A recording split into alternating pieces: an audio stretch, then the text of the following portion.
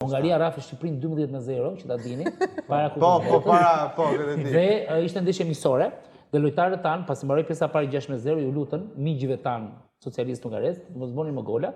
Dhe hungarezët kanë bërë shenjë dhomat e zhveshjes nga rrëfimet e historive të kohës, historive të kohës, që çfarë do bëjmë pjesën e dytë me shqiptarët dhe Ferenc Pushkash, e që në ylli, fut në fush bëni edhe 3 gola aty, bëri 6 gola aty.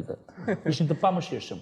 Njëta Hungari kishte mund 7-1 Anglinë vino në Budapest, Anglia nga që u konsiderua shumë e fyer, nga humbe kërkoi ndeshje revanshi në Londër. Aty e mundi 6-3.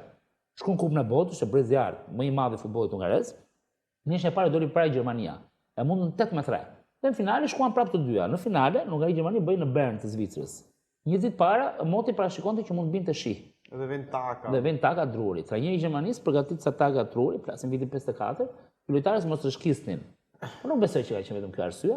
Deri minutë 8 ishte 2-0 për Hungarinë. Edhe po shohësh pamit, është dhe film mrekullia e Bernës, gjithë vinin durët kokës, ndonin që kjo do ishte disfata më e madhe.